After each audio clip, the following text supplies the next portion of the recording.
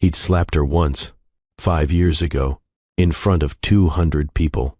Now 4 pairs of eyes, his eyes, stared back at him, and he realized he'd destroyed more than a career that day. Williams Roberts' voice came out as a whisper, broken and disbelieving. "Are you telling me all 4 of them are mine?" Sharon didn't blink. Her arms crossed over her chest like armor. "After you slapped me in front of your entire staff, fired me, and let the media destroy me?" "Yes, after that." His hand reached out toward the smallest child, a little girl clutching a worn stuffed rabbit. She stepped back behind her mother's leg. "I tried to find you," Williams said. Sharon's laugh was bitter, sharp enough to cut. "Veronica made sure you never would. She deleted your emails. She forged the security report. You were her pawn, Williams, and I was her target." Williams collapsed into the leather boardroom chair, his face in his hands. "I had them alone," Sharon continued, her voice steady but laced with pain. "Delivered them early in a rundown clinic in Henderson with a retired Army nurse. I cleaned rooms and ran a design blog under a pseudonym while raising 4 babies. Do you understand what that means?" He looked up, and for the first time in 5 years, she saw something she thought she'd never see again. Remorse. Real, unfiltered remorse. "Why didn't you come to me?" Her eyes filled with tears she refused to let fall. "I did. Twice. Your office guard threw my letter away. The receptionist told me to leave before I embarrassed myself." The silence between them stretched, thick with years of betrayal, loss, and a love that should have died but somehow refused to. Have you ever made a decision in anger that haunted you for years? Ever trusted the wrong person and destroyed the right one? This is a story about a man who had everything except the truth, and a woman who lost everything except her dignity. What happens when 4 tiny heartbeats reveal a lie that shattered 2 lives? Stay with me, because this story doesn't go where you think. If you've ever felt wronged, misunderstood, or wondered if redemption is real, hit that like button right now. And subscribe, because stories like this, they need to be told. But to understand how we got here, to this boardroom, to these 4 children, to this moment where everything hangs in the balance, we need to go back. Back to where it all began. Back to the day Sharon Weller walked into Venturon Global with a dream, and left with a nightmare. 5 years earlier, Sharon had been unstoppable. At 28, she'd built a portfolio that made seasoned designers jealous. Luxury interior solutions with a sustainable edge. Clients loved her. Industry magazines featured her. And Venturon Global, the biggest commercial real estate developer in the Southwest, wanted her on retainer. She'd walked into that building wearing confidence like a second skin, heels clicking on marble, portfolio tucked under her arm, ready to pitch the project that would change her life. And it did, just not the way she'd imagined. Williams Robert had been in that meeting. 33, sharp, ruthless in business, but fair, or so everyone said. He'd listened to her pitch with those intense dark eyes, asked questions that showed he actually understood design, and at the end, he'd shaken her hand. "You're hired," he'd said, "but I want you on the Nevada resort project. Full creative control. What you can do." She'd floated out of that building. 3 months later, she'd been dragged out of it. The accusation came out of nowhere. Corporate espionage, leaked designs to a competitor. Sharon had been in Williams' office presenting updated renderings when Veronica Hastings, the vice president of operations and Williams' right hand, burst in with security. She had printouts, emails allegedly from Sharon's account, timestamps showing file transfers, a whole digital trail that painted Sharon as a traitor. Sharon had tried to defend herself. "I didn't send those. I would never. This is my work. Why would I sabotage my own project?" But Veronica had been so convincing, tears in her eyes, talking about how she'd trusted Sharon, how she'd vouched for her, how betrayed she felt, and Williams had believed her. Sharon remembered his face changing, shutting down, going cold. "Get out," he'd said. She'd stepped toward him, desperate.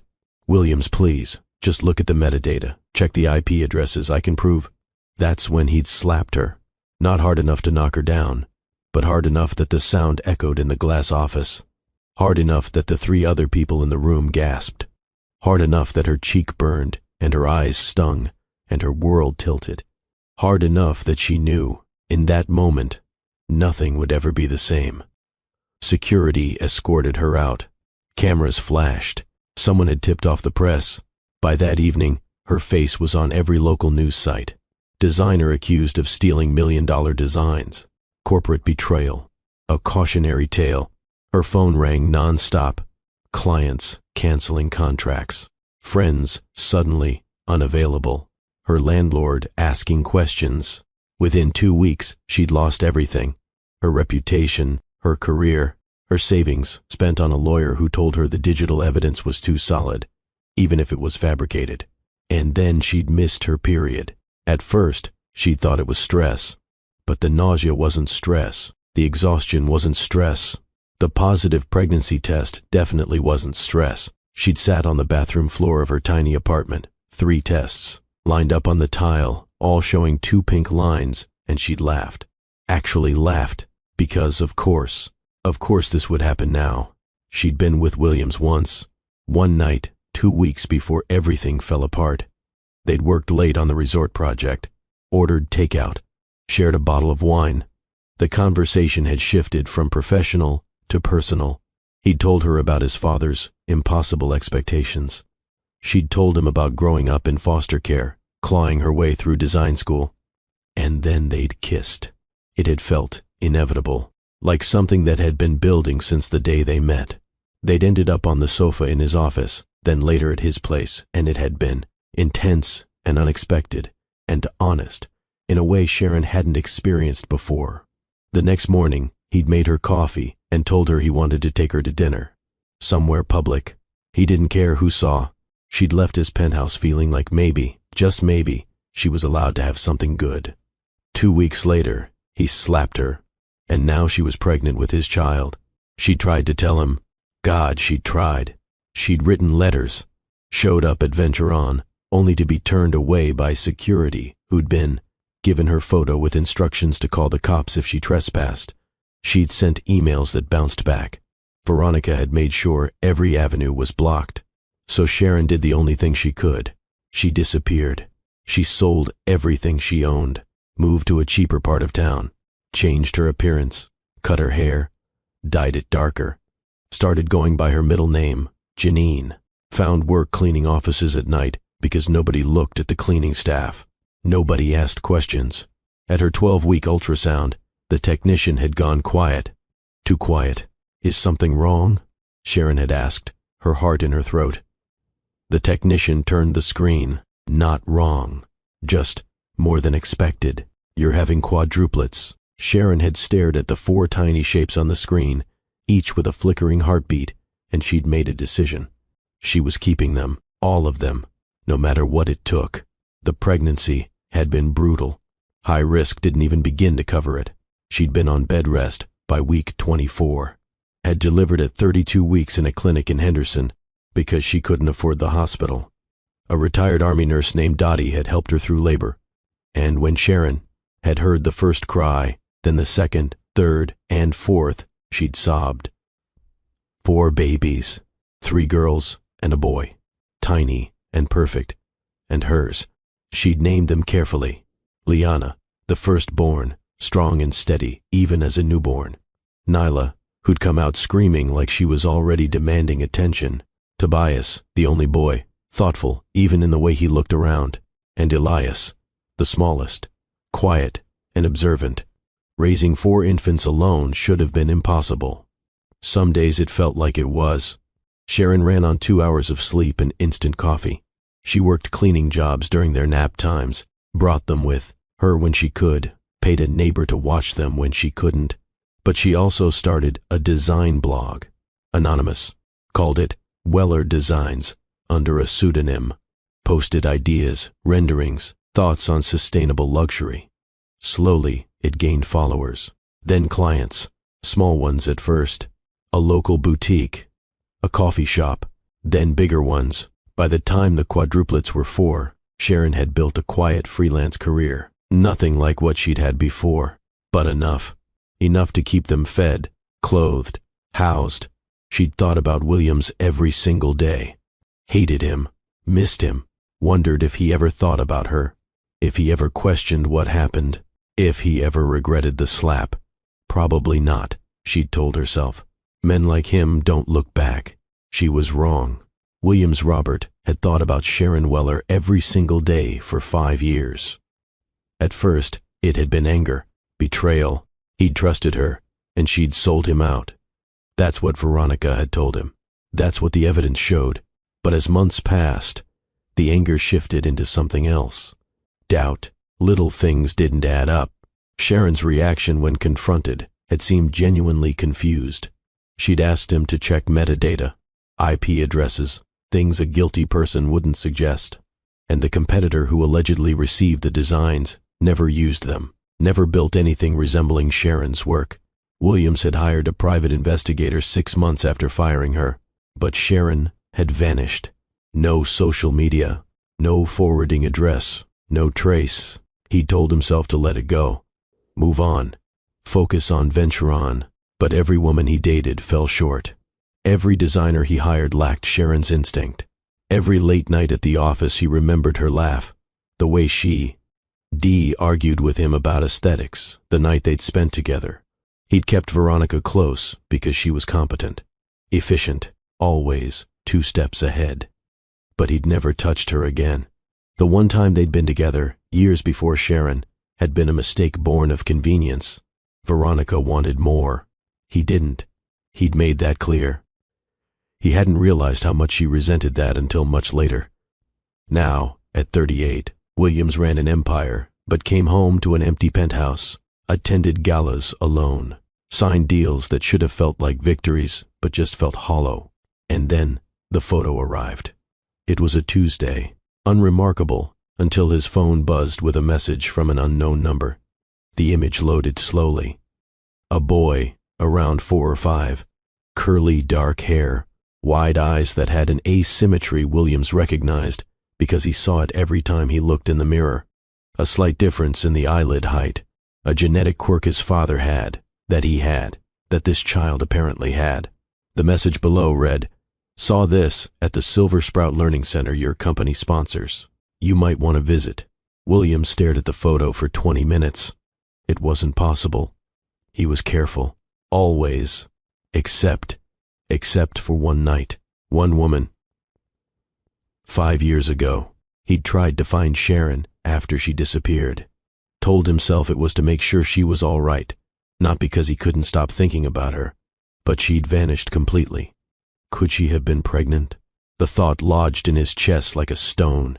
He looked up Silver Sprout Learning Center. Venture On did sponsor it, funded a new wing last year. There was an upcoming meeting, actually. A design pitch for expanding the facility. Some local designer named Janine Brooks had won the proposal bid. Williams made a call. "I want to attend the Silver Sprout pitch meeting," he told his assistant. "Sir, you don't usually attend vendor pitches. I'm attending this one." He didn't know what he was looking for. A connection, an answer, closure maybe. What he found was Sharon. Sharon had seen the Silver Sprout project posting on a city development forum. Small budget, but it was a learning center, a place for kids. The irony wasn't lost on her. She'd submitted her proposal under her alias, Janine Brooks. The name on her current ID, her tax documents, her life for the past 5 years. She'd expected maybe a phone interview, a meeting with a project manager. She hadn't expected the email saying the CEO of Venture On Global would be attending personally. Her hands had shaken reading it.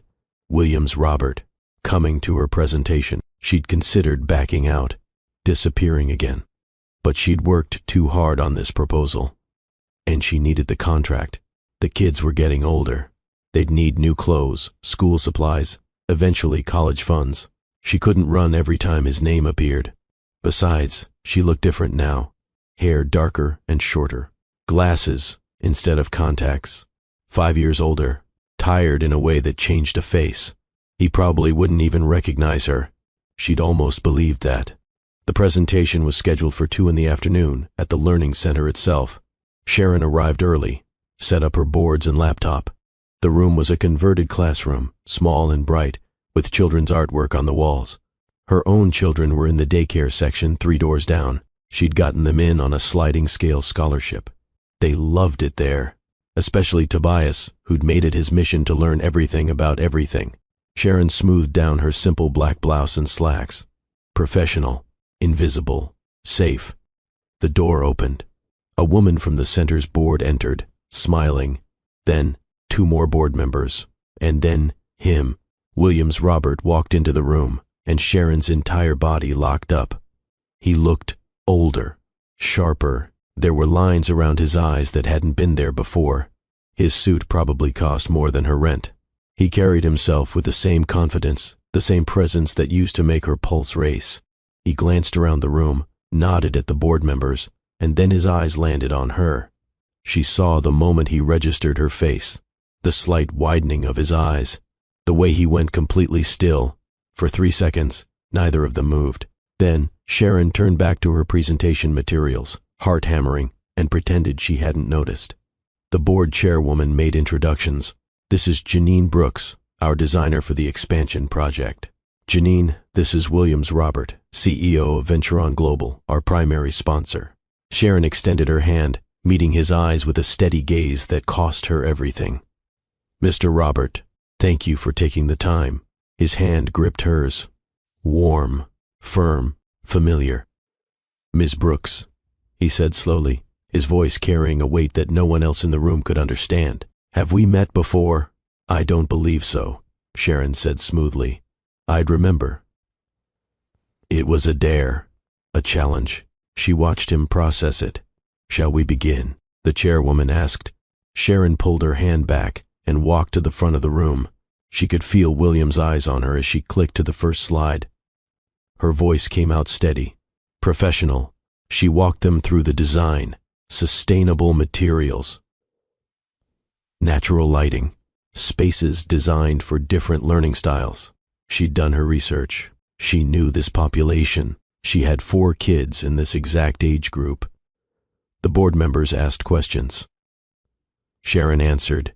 The whole time, Williams said nothing, just watched her with an intensity that made her skin prickle. When the presentation ended, the board thanked her and said they'd be in touch. They filed out, chatting among themselves. Williams stayed. The door closed behind the last board member, and suddenly the room felt very small. Sharon started packing up her materials, moving quickly. Where the hell have you been? Williams asked, his voice low. Her hands froze on her laptop. Slowly she turned. Excuse me? He stepped closer. I know it's you. You can't fake those eyes. Or that mouth. Sharon lifted her chin, forcing herself to meet his gaze. I'm here to present my design. What you think you know about me is irrelevant. Sharon, he said, and hearing her real name in his voice cracked something in her chest. It's Janine, she corrected coldly. Bullshit. He was right in front of her now, close enough that she could smell his cologne. The same one.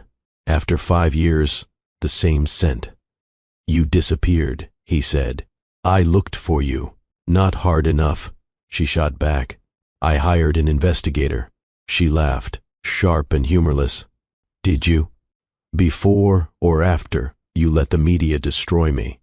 Before or after you decided I wasn't worth listening to? I made a mistake, Williams said, and the admission seemed to cost him. A mistake, Sharon repeated. You slapped me. In front of witnesses. You humiliated me. I know. You don't know anything. Then tell me. Sharon shook her head, grabbing her bag. I'm not doing this. I came here to work, not to rehash the worst period of my life. She headed for the door. His hand caught her wrist, gentle but firm. Please. She yanked free. Don't touch me. He stepped back immediately, hands raised. I'm sorry. I need to know. The photo I received. A boy, around 4 or 5. Is he? Sharon's blood ran cold. What photo? Williams pulled out his phone, showed her the image. It was Tobias. Her Tobias. Someone had photographed him here at the center. "Who sent you this?" she demanded. "I don't know." Unknown number. Her mind raced. Someone knew. Someone had connected the dots. This was bad. This was very bad. Before she could respond, there was a commotion in the hallway. Children's voices. Her children's voices. The door burst open. Sharon's babysitter, a teenager named Maya, looked frantic. "Ms. Brooks, I'm so sorry. The teacher got called away for an emergency and we're releasing the kids early and I didn't know you were still." She stopped, seeing Williams. Behind her, 4 small bodies pushed into the room. Liana came first, her hand protectively holding Elias's. Nyla bounced in, ponytail swinging. Tobias walked carefully, his glasses slightly crooked. They all stopped when they saw their mother wasn't alone. 4 pairs of eyes, William's eyes, turned to look at him. The room went silent. William stared at them, at their faces, at the undeniable resemblance, at the reality standing in front of him in miniature. Sharon watched him count, watched him process, watched his face go pale. Nyla, always the brave one, stepped forward. "Are you our mommy's boss?" she asked.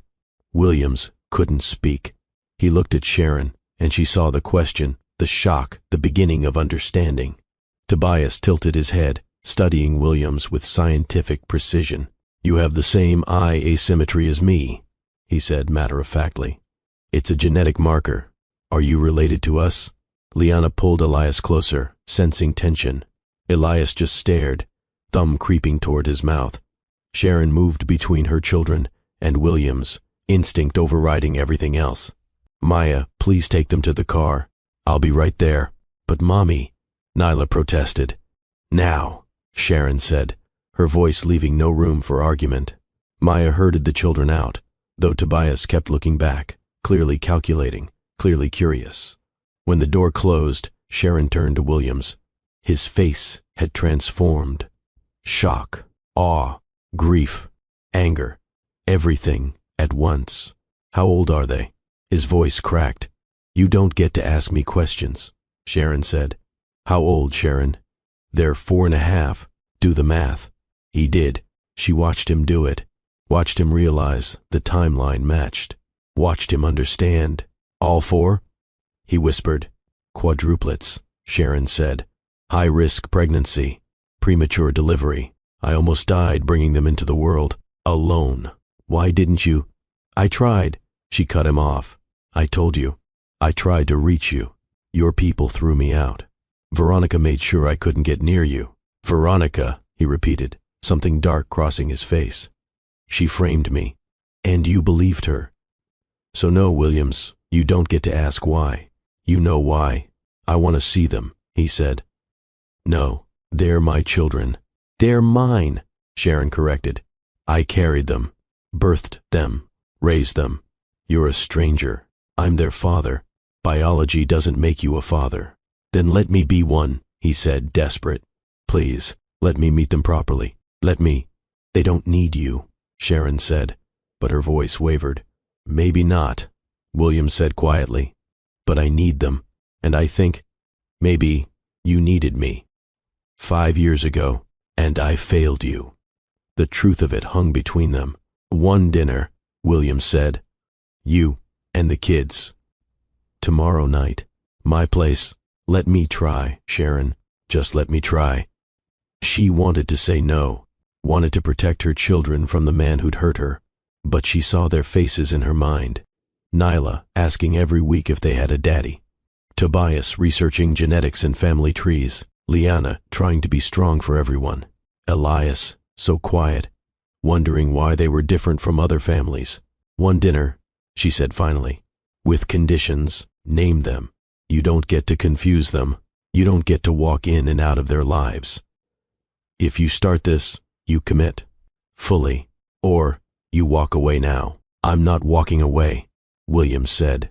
"We'll see," Sharon replied. She gave him her phone number, the real one, this time. Then she left, her hands shaking as she gripped her car keys. In the parking lot, 4 little faces pressed against the car windows, watching her. "Is he our daddy?" Nyla asked the moment Sharon got in. Sharon looked at her daughter in the rearview mirror. Yes, she said. He is. Why haven't we met him before? Liana asked carefully. Because, Sharon started, then stopped. How did you explain betrayal and abandonment and survival to 4-year-olds? Because grown-up things are complicated, she said finally. But you're going to meet him properly tomorrow. Is he nice? Elias whispered. Sharon thought about the slap. The humiliation. The 5 years of silence. Then she thought about the look on William's face when he saw the children. The brokenness. The longing. I don't know, baby, she said honestly. But we're going to find out. That night, after putting the quadruplets to bed in their shared bedroom, in their tiny apartment, Sharon sat on the balcony with a glass of wine she didn't drink. Her phone buzzed. A text from Williams. An address. Tomorrow at 6. And then, thank you. She didn't respond. Instead, she looked up at the desert sky, at the stars scattered like broken glass, and wondered what the hell she was doing. Inside, Tobias called out. Mommy? She went to his bedside. He shared a bunk with Elias. The girls had the other bunk across the room. Yes, sweetheart. Is our daddy rich? Tobias asked. Why do you ask? His suit was expensive. Armani, probably. And his watch was a Patek Philippe. Sharon couldn't help but smile. Her little genius. Yes, she said. He's rich. Are we going to be rich too? No, Sharon said. We're going to be us, okay? Tobias considered this. Okay, but maybe he can get me the telescope I wanted. Tobias, just a thought, he said innocently. Sharon kissed his forehead.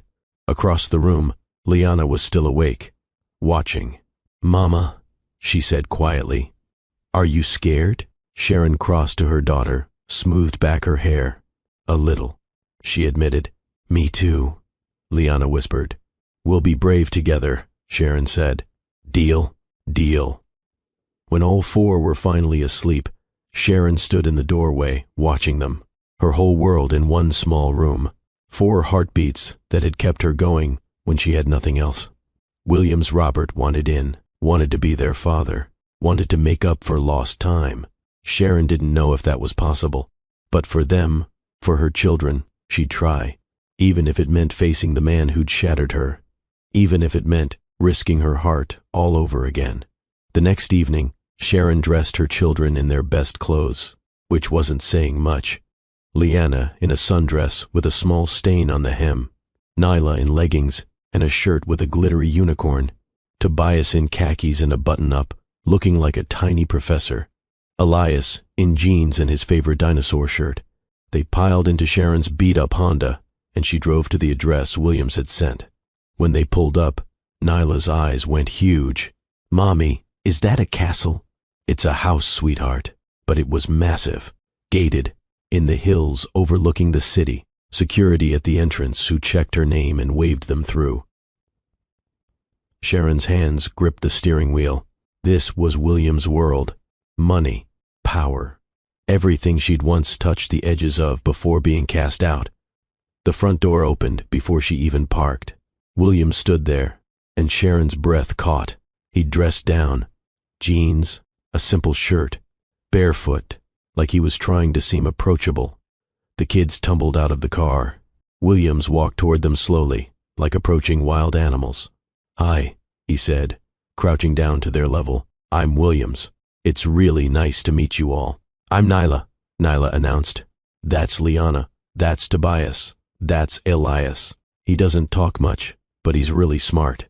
It's nice to meet you, Nyla, and all of you. Tobias stepped closer, examining Williams's face. Do you have any genetic disorders I should know about? He asked seriously. Williams blinked. Not that I'm aware of. Good. We have a family history of stubbornness, but that's more behavioral than genetic. Sharon bit back a smile. Liana hung back, protective. Elias hid behind her. Williams looked up at Sharon, helpless and endearing in a way she hadn't expected. Come inside, he said. Please. The house was beautiful. Open, modern, clearly professionally decorated, and utterly devoid of personality. Nyla immediately started touching everything. "Can I go in the pool?" "After dinner, maybe," William said, looking to Sharon for confirmation. "We'll see," Sharon said. "Is that a real painting?" Tobias asked, pointing to what was definitely a real and very expensive piece of art. "It is." Interesting use of negative space. Williams looked at Sharon. "He's 4, she said, half apologizing, half proud. Dinner was pizza. Williams had ordered 6 different kinds, unsure what kids liked. They sat at a table that could seat 20, 4 children and 2 adults, and it should have been awkward. But Nyla filled every silence with chatter. Tobias asked Williams about architecture, business, the stock market. Liana slowly warmed up, and Elias eventually came out from behind his siblings to stare at Williams with open curiosity. "Do you like dinosaurs?" Williams asked him. Elias nodded. "Me too. I had a collection when I was your age." Elias's eyes widened. "Really?" Williams smiled. "Want to see?" He led them to a room that was clearly an office and opened a cabinet. Inside, preserved and carefully displayed, were dozens of dinosaur figures. Elias's face lit up like Christmas. Sharon watched from the doorway as Williams sat on the floor with her son talking about T-Rexes and Triceratops, and something in her chest cracked open. Later, after the kids had explored the pool, the game room, the home theater, they crashed in the massive living room. Nyla fell asleep on the couch. Tobias curled up in an armchair with a book he'd found. Liana leaned against Sharon.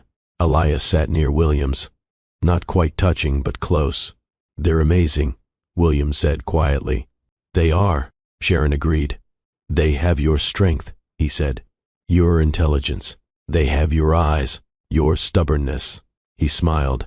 "I missed this, all of this, and I didn't even know it existed." "I know," Sharon said. Elias yawned. Williams hesitated, then carefully picked him up. The boy didn't wake, just nestled into Williams's shoulder. Sharon watched Williams carry her son to the couch, lay him down gently, cover him with a throw blanket. When he turned, there were tears in his eyes.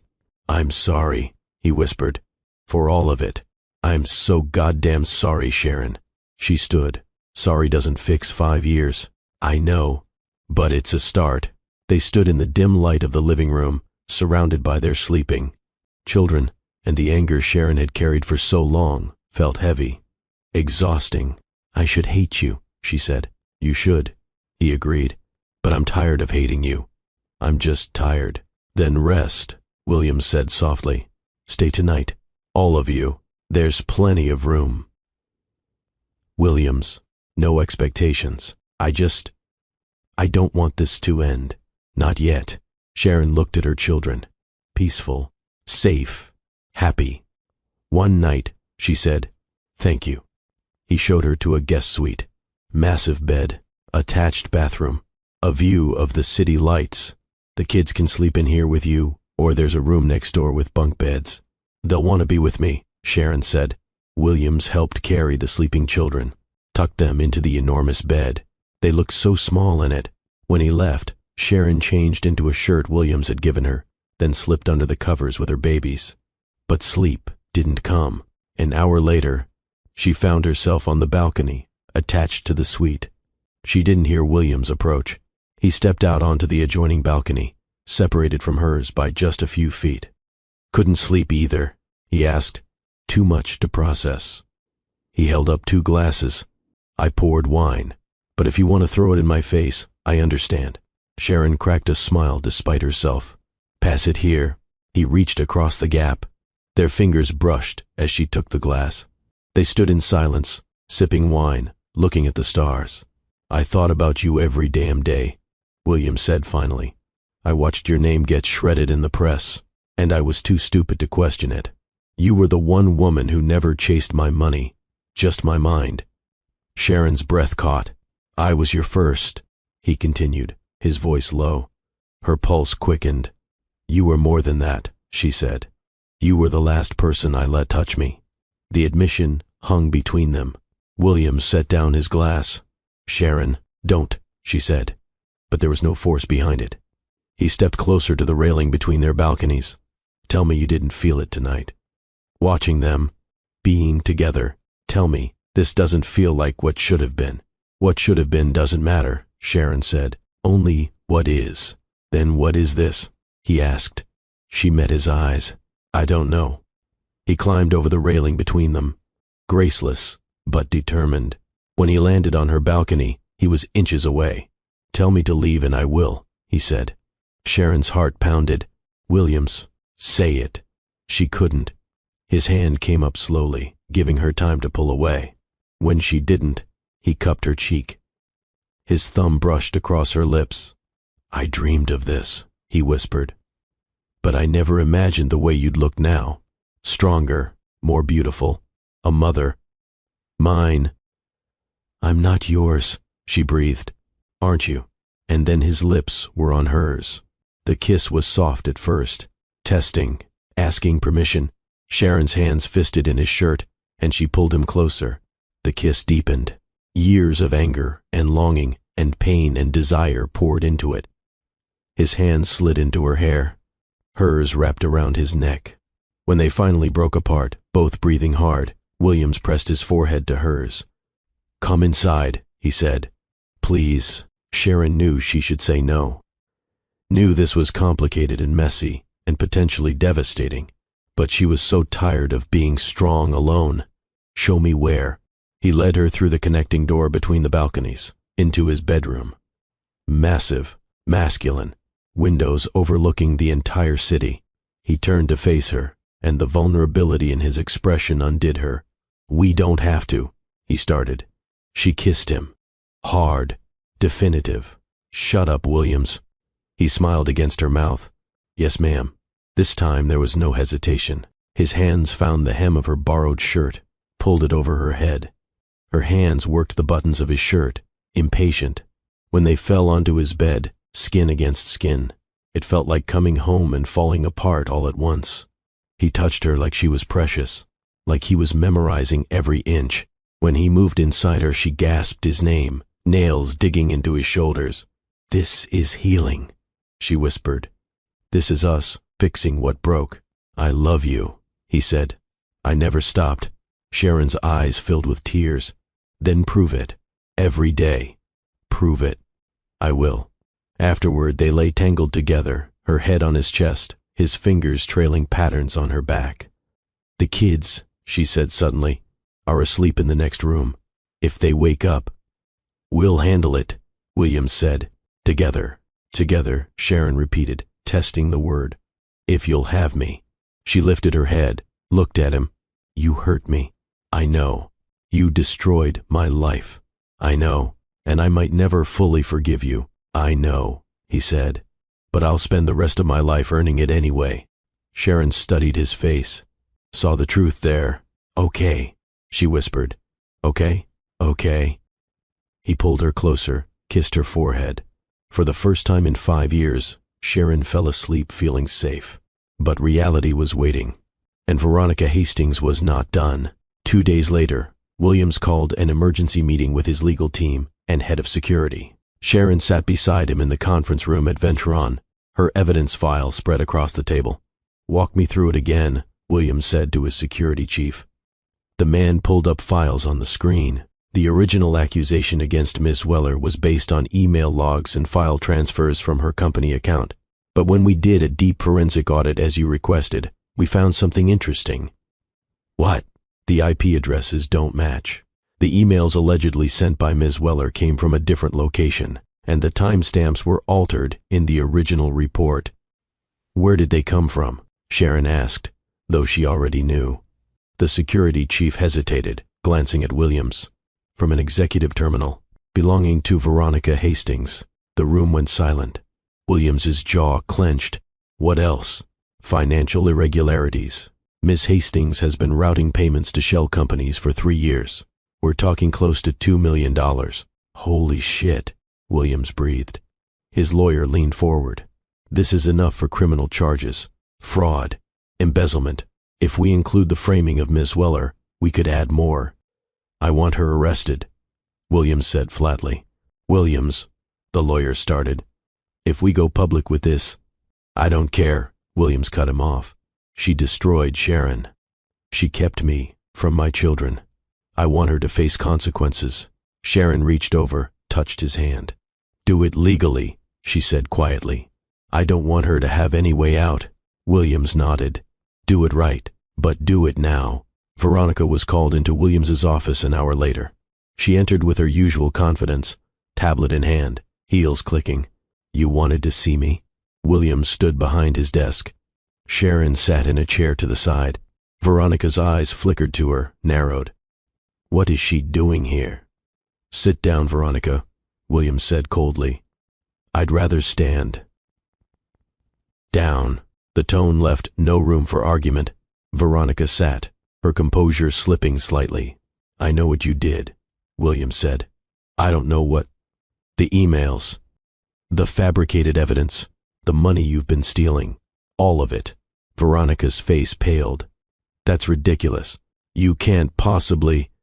We have proof, Sharon said calmly. IP addresses. Financial records. Everything. Veronica's eyes darted between them. This is a setup. She's manipulating you again, Williams. Just like before. No, Williams said. You manipulated me. For years. I protected you, Veronica hissed. From her. From people who would use you. You framed an innocent woman, Williams said, his voice rising. You cost me 5 years with my children. Children? Veronica's laugh was sharp. Oh God, she really convinced you those brats are yours? Sharon stood, fists clenched. Watch your mouth. You're pathetic, Veronica spat, standing as well. Both of you. Williams, I've been by your side for a decade. I've built this company with you, and you're throwing it away for some washed-up designer and her bastards. Williams walked around the desk, his face cold. Security is outside. You're going to be escorted from this building, and then you're going to be arrested. Veronica's face twisted. You can't do this to me. Watch me. The door opened. 2 security guards entered. Veronica looked at Williams with pure venom. You'll regret this. I'll destroy you. I'll go to the press. I'll tell them everything. Go ahead, Williams said. Because I'm going first. As security took her arms, Veronica lunged toward Sharon. This is your fault. You ruined everything. The guards pulled her back. Her shouting echoed down the hallway as they led her away. When the door closed, silence filled the office. Sharon sat down heavily. It's over, Williams said. Is it? Sharon asked. She's not going to go quietly. Let her fight, Williams said. We have the truth. He pulled Sharon to her feet, wrapped his arms around her. I've got you, he murmured. This time, I've got you. And for the first time, Sharon believed him. The press conference was scheduled for the following Monday. Williams stood at the podium, cameras flashing, reporters shouting questions. Sharon waited backstage with the kids, her heart in her throat. Williams raised a hand for silence. 5 years ago, I made a mistake that cost someone I cared about everything. I fired a talented designer named Sharon Weller based on fabricated evidence. I publicly humiliated her. I failed to give her the benefit of the doubt. And then I failed to find her when I realized I'd been wrong. The room erupted in murmurs. Williams continued. The evidence against Ms. Weller was falsified by someone I trusted. Someone in my company who I've since discovered was embezzling funds and manipulating situations for personal gain. That person has been terminated and is facing criminal charges. More camera flashes. But this isn't about her. This is about Sharon, and about taking responsibility for my actions. He gestured to the side of the stage. Sharon, please. Sharon's pulse hammered. This wasn't part of the plan, but she walked out anyway. The crowd's noise intensified. She stood beside Williams, chin high. Sharon Weller is one of the most talented designers I've ever worked with, Williams said. She's also the mother of my 4 children. Children I didn't know existed because I drove her away so completely that she felt she had to hide. Gasps rippled through the crowd. Sharon stepped to the microphone. Her voice was steady. I'm not here for sympathy. I'm here because I earned my place. 5 years ago, I was destroyed by lies. But I survived. I raised 4 incredible children. I continued my career under a different name, and today I'm standing here as the new design director for Venturon's Family Innovation Initiative. She paused. I'm also standing here to say that forgiveness is complicated, that redemption is possible, and that the truth, no matter how long it takes, will surface. She looked at Williams. This man hurt me, but he's also the father of my children, and he's spending every day proving he's worthy of a second chance. Then she did something no one expected. She kissed him, right there, in front of every camera, every reporter, every judgment and opinion. When she pulled back, Williams was smiling. The questions came fast and furious, but Williams waved them off. That's all for now. Thank you. He took Sharon's hand, and they walked off stage together. The kids were waiting in the green room. Did you kiss him on TV? Nyla asked, delighted.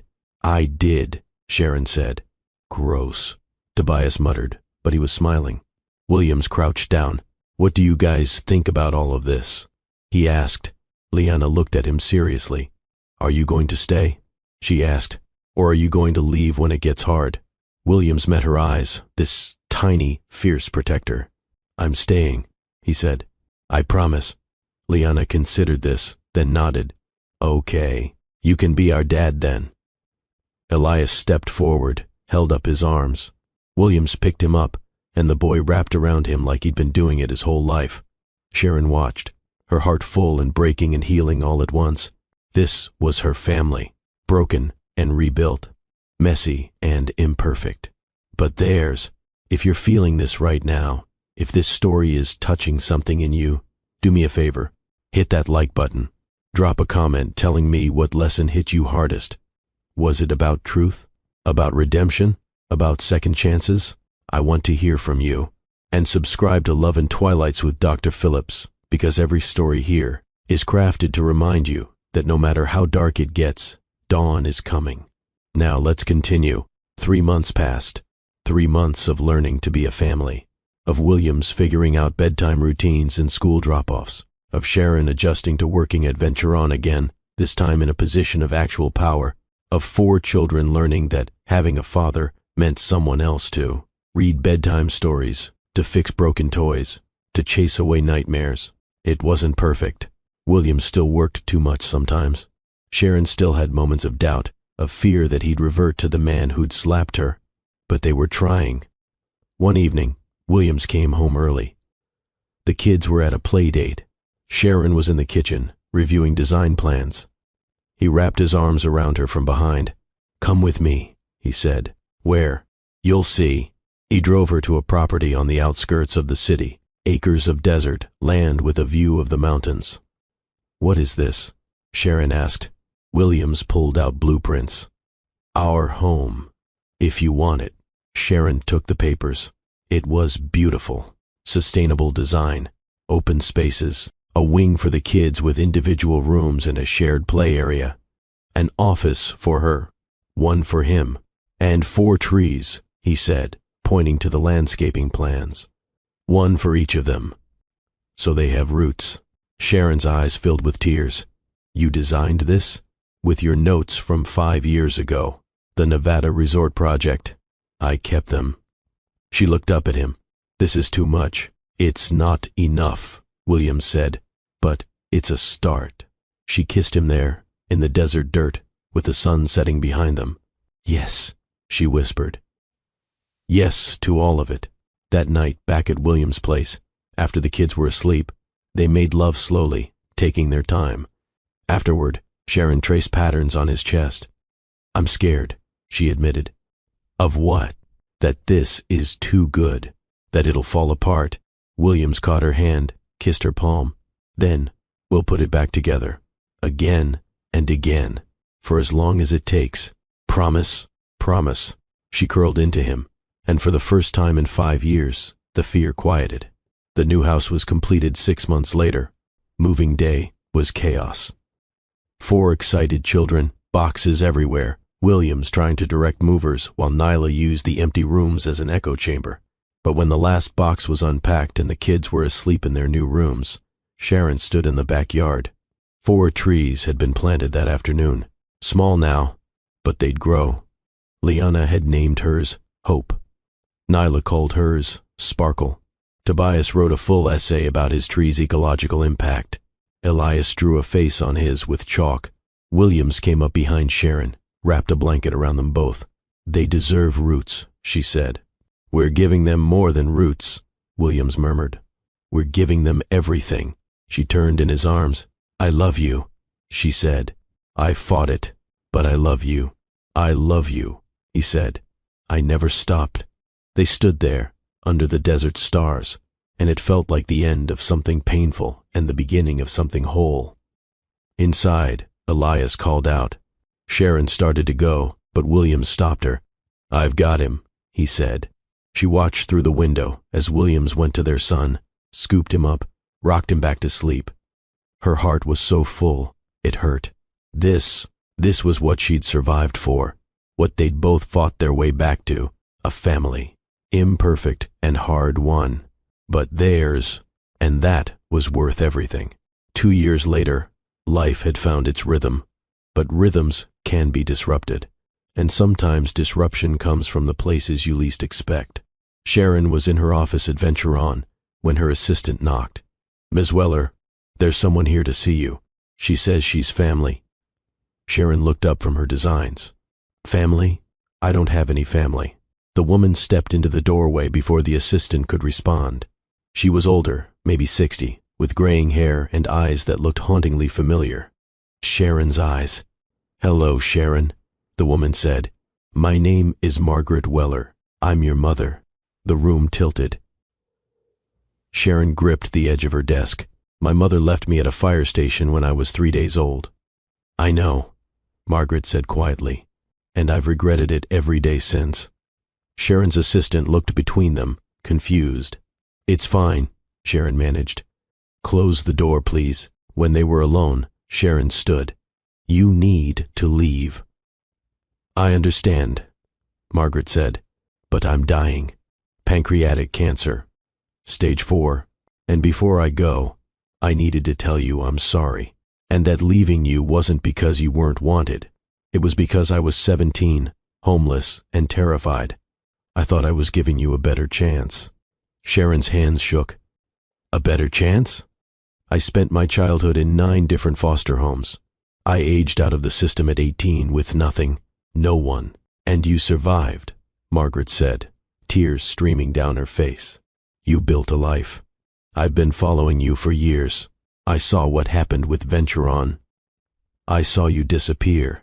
I wanted to help, but I had no right. And then I saw the press conference 2 years ago. Saw you with your children. Sharon, you became everything I hoped you'd be. That doesn't give you the right to show up now, Sharon said, her voice breaking. I know, but I'm asking anyway. Not for me, for them, your children. I have medical history they should know, genetic information, and I have something else. She pulled out an envelope. Your father's name, where he is. He never knew about you either. Sharon stared at the envelope like it was a bomb. I can't do this right now.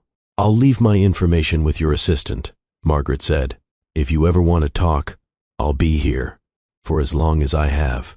She set a card on Sharon's desk and walked to the door. Then she paused.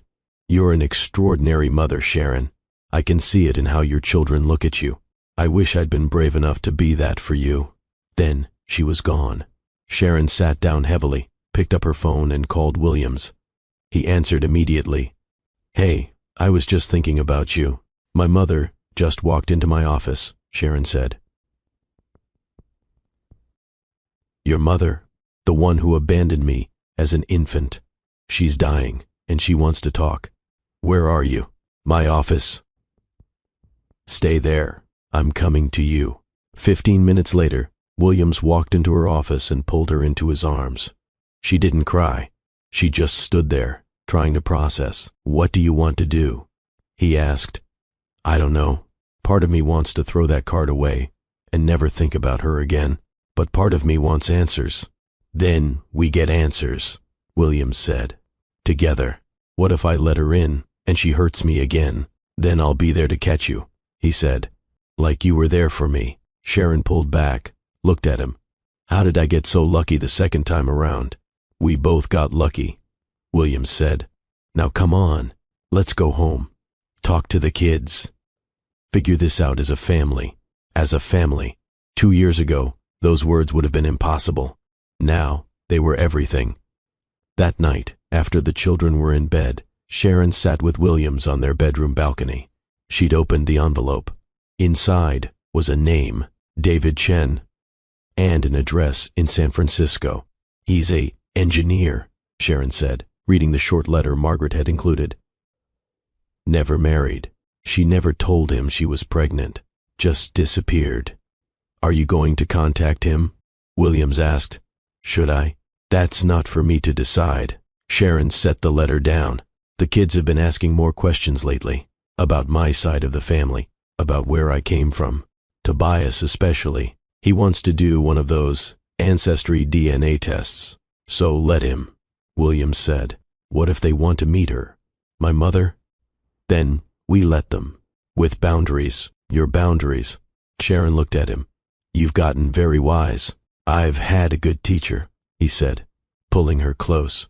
She rested her head on his shoulder. I'm scared. I know. But you've survived scarier things. She had, and she'd do it again. The next day, Sharon called the number on Margaret's card.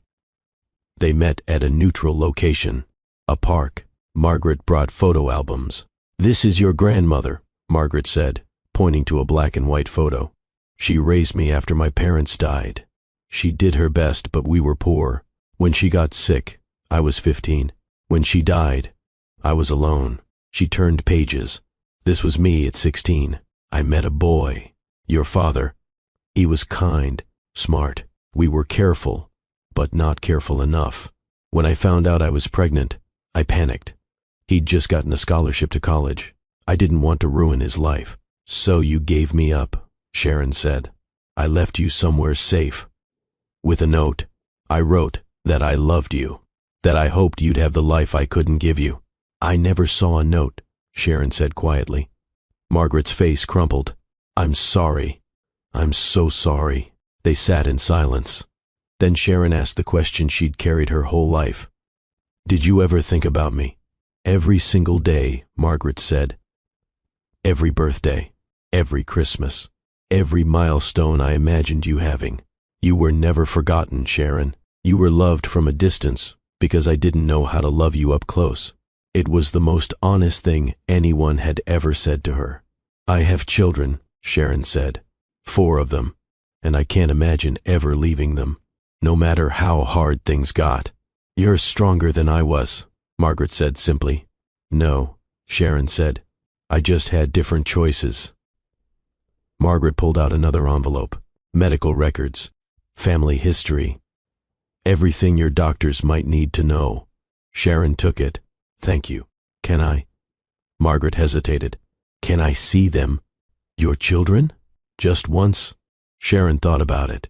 Let me talk to them first. And to Williams. This is a lot. I understand. But Margaret, Sharon said, if you get to meet them, you need to understand something. You're not their grandmother. Not yet. Maybe not ever. You're a stranger who shares DNA. They have a life, a family, a routine, and I won't let anyone disrupt that. I wouldn't expect anything else, Margaret said. They parted ways, and Sharon drove home with more questions than answers. Williams was in the kitchen when she got back, helping Tobias with a science project while Nyla painted at the table, Elias played with blocks, and Liana read on the couch. This was her family. How'd it go? Williams asked. It was hard, Sharon said, but necessary. That night, she and William sat the children down. You know how you've been asking about my family? Sharon said. About where I came from? 4 heads nodded. Well, my birth mother found me. Her name is Margaret, and she'd like to meet you. But only if you want to. Is she nice? Nyla asked. I don't know her well enough to say, Sharon answered honestly. But she seems like she's trying. Why did she leave you? Liana asked, always protective. She was very young and very scared. She thought she was doing the right thing. But it hurt you, Liana said. Yes, Sharon admitted. It did. Do we have to meet her? Elias asked quietly. No, baby. This is your choice. I want to meet her, Tobias said immediately. For genetic and medical history purposes. Of course you do, William said, ruffling his hair. I want to meet her too, Nyla said. Maybe she's like a fairy godmother. She's not a fairy godmother, Liana said. But, okay, I'll meet her. Elias looked uncertain. Can Daddy come too? He asked. William smiled. Absolutely. Then, okay, Elias said. Sharon looked at her family, her heart full. We do this together, she said.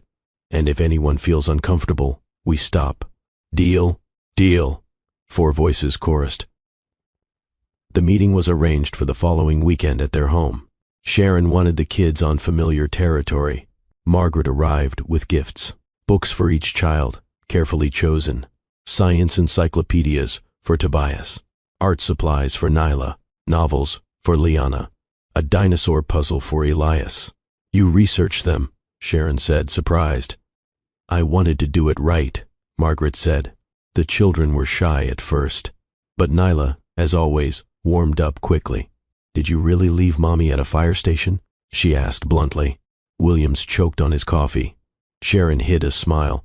Margaret knelt down to Nyla's level. I did, and it was the hardest thing I've ever done, but I thought it was best for her. Were you wrong? Nyla asked. Yes, Margaret said. I was wrong. It's okay, Nyla said. Grown-ups make mistakes. Daddy slapped Mommy once and now they're married. Williams covered his face. Sharon laughed despite herself. That's true, Margaret said gently. People make mistakes. The important thing is trying to fix them. Tobias stepped forward. Do you have any genetic diseases I should know about? Margaret smiled. I brought my medical records for your mother. You can review them. Excellent, Tobias said, satisfied.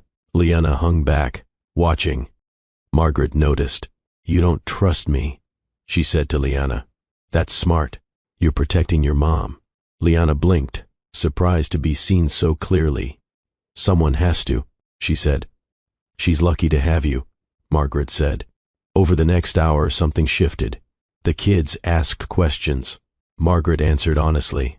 She told stories about Sharon's father, about her own childhood, about the choices she made.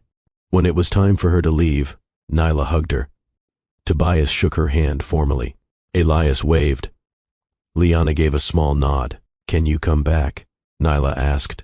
If your mother says it's okay, Margaret said, looking at Sharon. Sharon hesitated, then nodded. Okay.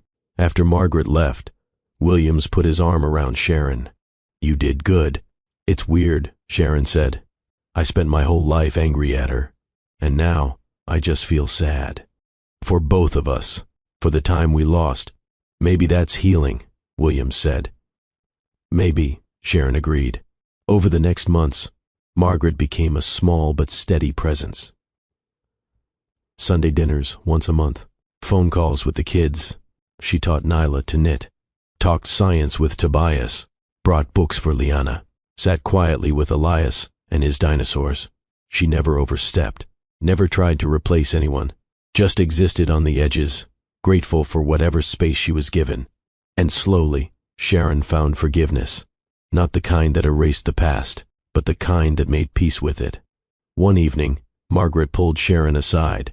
I don't have much time left, maybe a few months, and I wanted to say thank you for letting me know my grandchildren, for giving me this gift. Sharon's eyes filled. I'm glad you found me, she said. It doesn't fix everything, but it helps. Margaret hugged her, and Sharon let herself be held by her mother for the first time in her life. When Margaret passed 3 months later, the children cried, not devastated, but sad. They'd lost someone who'd just started to matter. At the funeral, Sharon spoke. Margaret made a choice when she was 17 she regretted for the rest of her life, but she also made a choice 2 years ago to face that regret, to ask for forgiveness, to try. And that second choice, that bravery, gave my children a grandmother and gave me a piece of my history. I'm grateful for both, Williams held her hand as they left the cemetery. That night, lying in bed, Sharon said, "I want to find him." "My father." Williams turned to look at her. "David Chen?" "Yes." "Then we'll find him." It took 2 weeks. Williams hired an investigator. David Chen was located in San Francisco, working as a senior engineer at a tech company. Divorced, no children. Williams made the initial contact through a lawyer, explaining the situation carefully. The response came within days. David wanted to meet. They flew to San Francisco on a weekend. Just Sharon and Williams. The kids stayed with Williams' parents, who'd become doting grandparents over the past 2 years. David Chen met them at a cafe in the Mission District. He looked like Tobias would in 30 years. Same eyes, same careful way of moving. "Sharon," he said, standing. His voice shook. "I don't even know what to say." "Hi, Works," Sharon said. They sat. It was awkward at first. "Margaret never told me," David said. "If I'd known, I would have. I don't know what I would have done, but I wouldn't have let you go through that alone." "She was trying to protect you," Sharon said. "Your future." "I became an engineer," David said. "Built a decent career. Got married, got divorced, no kids. And now I find out I have a daughter and 4 grandchildren." "Grandchildren might be premature," Sharon said gently. "Let's start with coffee." David laughed, a sound that was half sob. Fair enough. They talked for 3 hours. About Margaret, about Sharon's life, about the quadruplets, about Williams and the complicated path that led them here. "I'd like to meet them," David said. "Your children, if that's okay." Sharon looked at Williams, who nodded. "We take it slow," Sharon said. "No pressure, no expectations." "I understand," David said. And over the next year, slowly, David became part of their lives. He visited Vegas every other month. Video called with the kids, bonded with Tobias over engineering, taught all 4 of them chess. One evening, Tobias looked up from a chess game with David. "Can I call you Grandpa?" he asked. David's eyes filled with tears. "I'd be honored." And just like that, Sharon's family expanded again. But life, as always, had more lessons to teach. Liana came home from school one day, quiet. Sharon noticed immediately. "What's wrong, baby?" Liana was 9 now, growing up too fast. "A girl at school said our family is weird, that it's wrong that you and Daddy weren't married when you had us, that we're—" She hesitated. "Bastards." Sharon's blood boiled. Williams, overhearing, looked equally furious, but Sharon forced herself to stay calm. "Come here," she said. Liana sat beside her. The other 3 kids gathered around, sensing something important. "Our family is different," Sharon said. "That's true, but different doesn't mean wrong. You 4 are the result of love, even when that love was complicated. Even when things fell apart, you were always wanted." Williams sat down too. "Some people won't understand our story," he said. "They'll judge without knowing the whole truth. But what matters is what we know, that we fought for each other, that we chose each other every day." "What do I say when people say mean things?" Liana asked. "You say our family is built on truth and second chances," Sharon said. "And that makes it stronger than most." Nyla, now 9 and fiercely loyal, piped up. "And if they keep being mean, I'll tell them off." "Or," William said, trying not to smile, "you could just walk away knowing you're loved." "That too," Nyla conceded. That night, Sharon and Williams lay awake. "They're going to face this their whole lives," Sharon said. "Questions, judgment. Then we make sure they're strong enough to handle it," Williams said. "We give them the truth, the tools, and the love. The rest is up to the world to figure out." "When did you become so wise?" Sharon asked. "When I almost lost everything," Williams said. "Then got a second chance to get it right." She kissed him, soft and slow. "I love our life," she whispered. "Even the hard parts, especially the hard parts, because they made us this." The years continued. The children grew. Tobias became more serious, his intelligence sharpening. Nyla remained the spark plug, joining every club, making every friend. Liana grew into her role as protector and mediator. Elias found his voice through art, painting and drawing constantly. William scaled back at Venture On, promoting people he trusted and spending more time at home. Sharon's design firm, which she'd started on the side, took off. She hired a team, took on bigger projects, built something entirely her own. They bought the land next to their property and built a community center, free after-school programs, art classes, STEM workshops, a place for kids who needed somewhere safe to go. They called it the Second Chance Center. At the opening, Sharon stood at the podium. "This center exists because I know what it's like to be counted out, to be told you're not worth the investment, to have doors slammed in your face. But I also know what it's like when one person believes in you, when you're given a second chance. This place is for every kid who needs someone to believe in them. Who needs a second chance? Or a third? Or a 10th? The applause was thunderous. Williams watched from the side, pride radiating from him. Their relationship had deepened into something unshakable. They still fought sometimes, about work, about the kids, about whose turn it was to handle the school bake sale. But they'd learned to fight fair, to apologize, to choose each other even when it was hard. On their 5th anniversary of the press conference, Williams planned something special. He took Sharon back to the learning center, where it all came back together.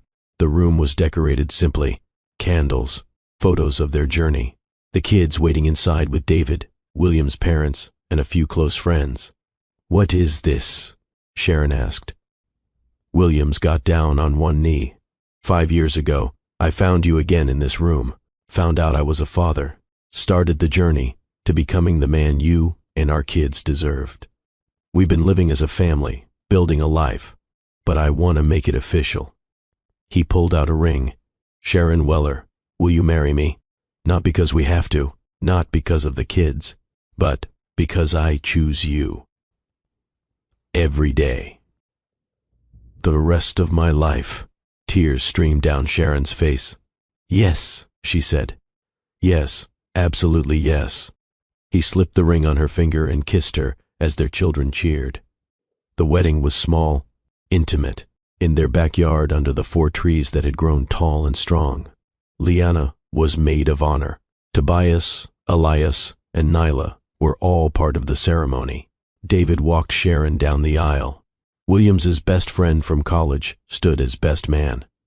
When Sharon reached the altar, Williams took her hands. The officiant asked if they'd prepared vows. Sharon went first. "Williams, you were my biggest mistake and my greatest love. You hurt me and then spent years proving you were worth forgiving. You gave me 4 incredible children and then showed up to be their father. You could have stayed away, could have sent money and called it done, but you chose the hard path, the real path, and that's why I'm choosing you, today and always." William's voice was thick with emotion when he spoke. "Sharon, I slapped you once, and I'll regret that for the rest of my life. But you slapped me back with grace, strength, and truth. You survived what I did to you and came back stronger. You raised our children alone and then let me in anyway. You taught me what real love looks like. Not perfect, not easy, but worth fighting for. I promise to fight for us, for this family, every single day." They exchanged rings. The officiant pronounced them husband and wife, and when they kissed, their children rushed forward, wrapping around them in a group hug that was chaotic and perfect. This was family, not the picture-perfect kind, but the real kind, built from broken pieces and second chances. The reception was a backyard party, dancing, laughter, stories shared. At one point, Williams found Sharon alone for a moment. "Happy?" he asked. "Incredibly," she said. He spun her onto the makeshift dance floor. As they swayed, Sharon looked around, at her father dancing awkwardly with Nyla, at Tobias explaining quantum physics to a very confused caterer, at Elias and Liana making flower crowns, at all the people who'd become their family. "This is everything," she whispered. "This is just the beginning," Williams said. That night, After the guests left and the kids were asleep, Sharon and William stood in their bedroom. "Mrs. Robert," William said, testing it out. "I'm keeping Weller professionally," Sharon said. "But I like the sound of that." He pulled her close. "I love you. I love you too." They made love slowly, savoring every touch, every moment. This wasn't about passion, though that was there. It was about partnership, commitment, the choice to keep choosing each other. Afterward, lying tangled together, William said, "I want more." "More?" Sharon laughed. "4 kids isn't enough? Not more kids. Though I wouldn't say no. I mean more of this, more life together, more memories, more everything." "Then let's take it," Sharon said. "Every bit we can get." But even in happiness, challenges came. Tobias at 12 started asking harder questions about the past. "Dad," he said one evening, "why did you really slap Mom?" Williams looked at Sharon, who nodded. They'd always been honest with the kids, age appropriately, but honest. "I was angry," Williams said, "and I believed a lie about your mother. I let my anger control me instead of seeking the truth. And I hurt someone I cared about. But you loved her," Tobias said. "I did, which made it worse." "Do you ever get that angry now?" Tobias asked. "Sometimes," Williams admitted. "But I've learned to walk away, to breathe, to talk, instead of react. Your mother taught me that." Tobias absorbed this. "I get angry sometimes too," he said quietly, "at kids who say stuff about our family, and I want to hit them." Sharon leaned forward. "Anger is normal," she said, "but actions are choices. You get to choose how you respond." "What if I choose wrong?" Tobias asked. "Then you apologize and do better next time," Williams said. "Like I did." Tobias nodded slowly. "Okay." These conversations happened more as the kids grew, about forgiveness, about mistakes, about the complexity of human relationships. Sharon and Williams never pretended to be perfect. They showed their children that growth was ongoing, that healing took time, that love was a choice, not just a feeling. Nyla, at 13, came home with a boyfriend. Williams nearly had a heart attack. "She's 13, he hissed to Sharon. "And she's smart," Sharon said calmly. "We raised her to make good choices. I'm going to talk to him," Williams said. "You're going to be calm," Sharon countered. The boyfriend, a sweet kid named Marcus, nearly fainted when Williams sat him down. But Williams surprised everyone. "My wife gave me a second chance when I didn't deserve it," he told Marcus. "So I believe in second chances. But Nyla is precious. You treat her with respect, honesty, and kindness. Those are non-negotiable." "Yes, sir," Marcus squeaked. "Good talk," Williams said, clapping him on the shoulder. Later, Nyla hugged her dad. "Thanks for not being scary," she said. "Oh, I was scary," Williams said. "I just hid it well." Sharon watched them, smiling. This man who'd once been so controlled by anger had learned gentleness, patience. People really could change. Elias, at 14, came out as gay. He told Sharon first, nervous and quiet. "Mom, I think I like boys." Sharon pulled him into a hug. "Thank you for trusting me with that." "You're not mad, baby? I'm proud of you for knowing yourself." When they told Williams, he was quiet for a moment. Elias's face fell. Then Williams said, "So when you start dating, same rules as Nyla. Respect, honesty, kindness, and I still get to intimidate them." Elias laughed, relieved. "Deal." Later, Williams admitted to Sharon, "I'm worried. The world isn't always kind." "Then we make sure he's strong enough to face it," Sharon said.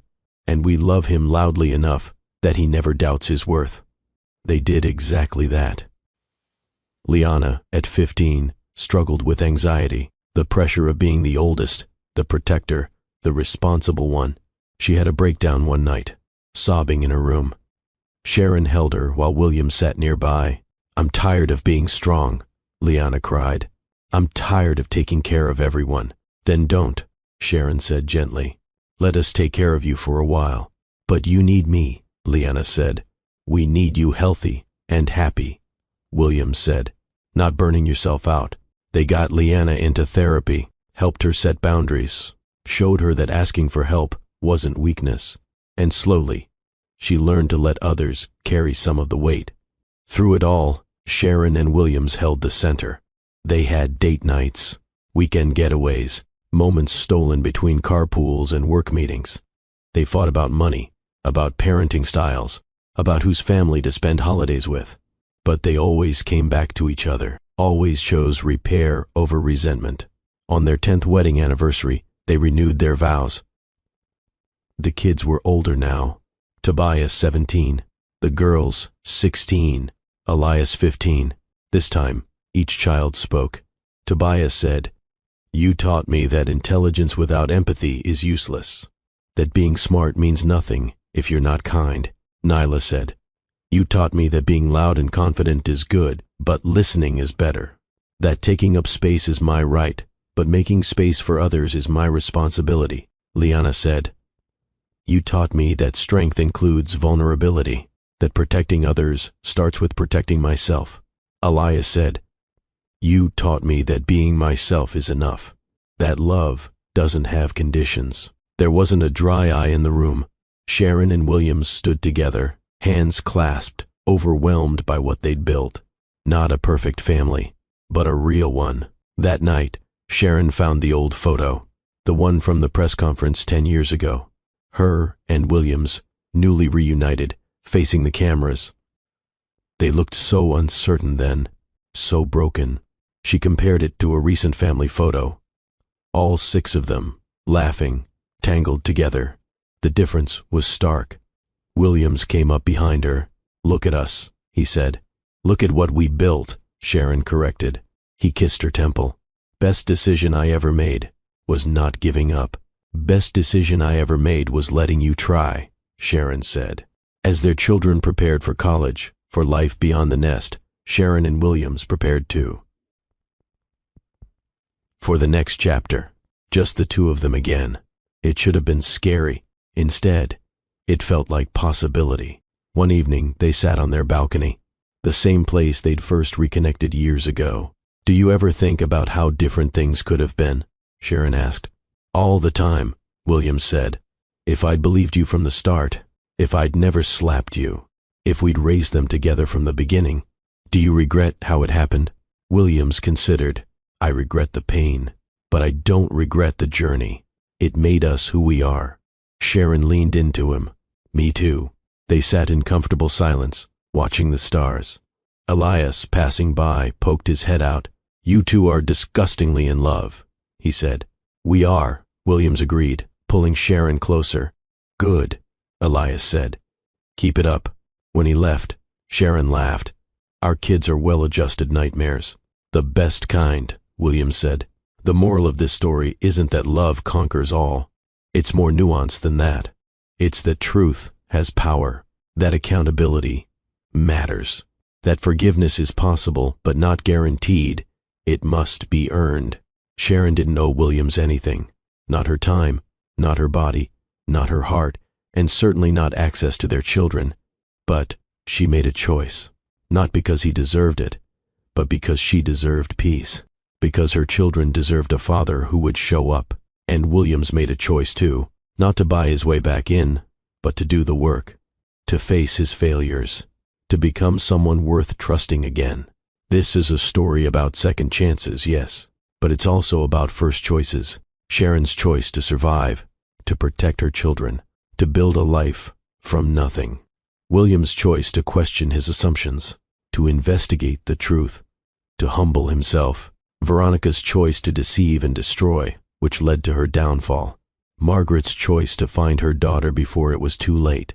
Every character in this story faced moments where they could go one way or another, and those choices, those small daily decisions, built the life they ended up living. If you're watching this and you've been wronged, know this: your survival is not about them. It's about you. Sharon could have let bitterness consume her. Instead, she channeled it into building. If you're watching this and you've done wrong, know this: redemption is a long road.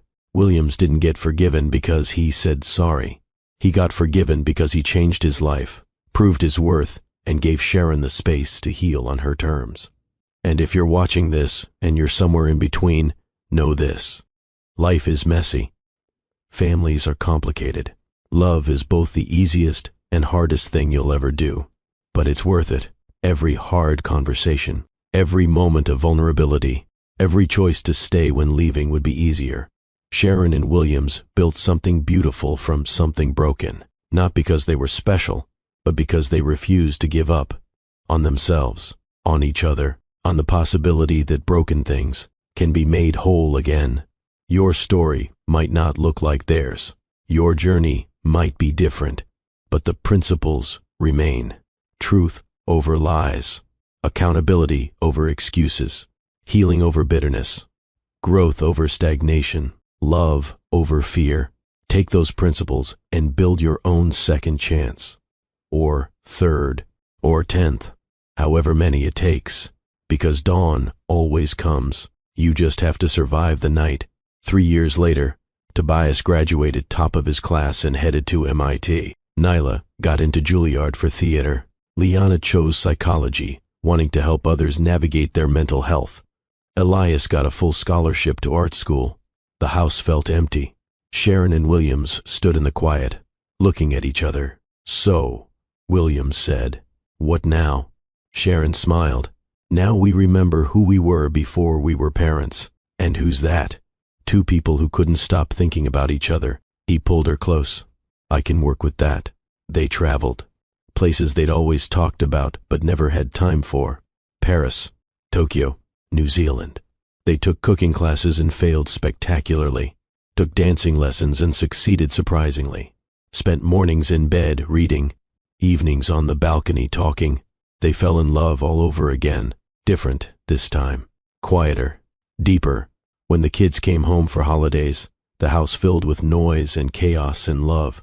And when they left again, Sharon and Williams filled the space with each other. One evening, getting ready for bed, Sharon caught Williams staring at her. "What?" she asked. "Just thinking about how close I came to missing all this," he said. "But you didn't," Sharon said. "But I almost did. If you hadn't been at that learning center, if you'd chosen a different name, if—" "But I was," Sharon interrupted. "And you were, and we're here. Stop living in the almost and live in the is." Williams crossed to her, cupped her face. "How did I get so lucky?" "You didn't get lucky," Sharon said. "You worked for it. Every day. That's why you get to keep it." He kissed her, soft and reverent. "I'm never stopping," he promised. "Good," she whispered against his lips. "Neither am I." They made love like they had all the time in the world. Because they did. No kids to interrupt. No early morning wake-ups. Just them. Afterward, Sharon traced patterns on William's chest. "Do you think they'll be okay?" "The kids? They'll be better than okay," William said. "We gave them roots and wings. The rest is up to them." "When did you become so zen?" "When I stopped trying to control everything and started trusting the process." Sharon laughed. "Who are you, and what did you do with Williams Robert?" "He's still here," Williams said. "Just better. Because of you." She kissed his shoulder. "We're pretty great together," she said. "We really are," he agreed. Years later, when the grandchildren came, Sharon and Williams were ready. They spoiled them relentlessly, taught them about second chances and first choices, about truth and accountability and love. Tobias brought his daughter to visit. She had Sharon's eyes. Nyla brought her twins, a boy and a girl. They had William's mischief. Liana brought her son, adopted, loved fiercely. Elias brought his husband and their foster children, giving others the chance they'd been given. The family expanded, the love multiplied. And through it all, at the center, were Sharon and Williams, still choosing each other, still growing, still proving that broken things, when mended with intention and care, become stronger than they ever were before. On their 30th wedding anniversary, surrounded by children and grandchildren and friends, Sharon stood to make a toast. 30 years ago, this man found me when I was hiding, found his children when he didn't know they existed, and found himself in the process. People ask me how I forgave him, how we made this work, and the answer is simple. We chose it. Every day, even the hard days, especially the hard days. We chose truth over comfort, growth over stagnation, love over fear. And we chose each other, not because it was easy, but because it was worth it. She raised her glass. To second chances, to first choices, to broken things made beautiful, to family, however it's built, and to love that refuses to quit. The room erupted in cheers. Williams pulled her close, kissed her in front of everyone, and whispered, "Best choice I ever made." "Best choice we ever made," Sharon corrected, because that's what it was. Not his story or her story, but their story, built together from fragments and failures and fierce, stubborn, beautiful love. And that night, when everyone had gone home and the house was quiet again, Sharon and Williams stood under the 4 trees in their backyard. The trees had grown massive, strong, rooted deep, just like their family. "Remember when these were saplings?" Sharon asked. "Remember when we were broken?" Williams countered. She leaned into him. "Look at us now. Look at what we built," he said. And as the desert wind whispered through the leaves, as the stars scattered across the sky like promises, they stood together. 2 people who'd lost everything and found it again, who'd broken and healed, who'd chosen love when hate would have been easier. This was their legacy, not perfection, but persistence. Not a fairy tale, but a real tale. The kind that says no matter how dark it gets, if you hold on, if you choose truth, if you do the work, dawn will come, and it will be beautiful. If this story moved you, if you see yourself in Sharon's strength or Williams's redemption, if you believe that second chances matter and truth wins, I need you to do something. Hit that like button right now. Share this with someone who needs to hear it, someone who's been wronged, someone who's done wrong, someone who's trying to rebuild. Drop a comment below. Tell me what hit you hardest. Was it Sharon's resilience, William's accountability, the children's grace, the power of forgiveness? I want to hear your story, your second chance, your moment of truth. And subscribe to Love and Twilights with Dr. Phillips, because every story here is designed to remind you that you're not alone, that your pain has purpose, that your struggle can transform into strength, that broken doesn't mean finished. It just means ready to be rebuilt into something stronger. Remember Sharon's words, "I forgive you, not because you deserve it, but because I deserve peace." That's power. That's freedom. That's the lesson. Your healing is not about them. It's about you, and you deserve it. So take it. Claim it. Build it. One choice at a time. One day at a time. Until the broken pieces become a mosaic. Until the pain becomes purpose. Until the night becomes dawn. Thank you for staying with me through this journey. Thank you for believing that love, real love, is worth fighting for. Now go out there and build your own second chance. I'll be here, telling more stories, reminding you that hope is real. Until next time, this is Love and Twilights with Dr. Phillips. Keep choosing love. Keep choosing truth. Keep choosing you.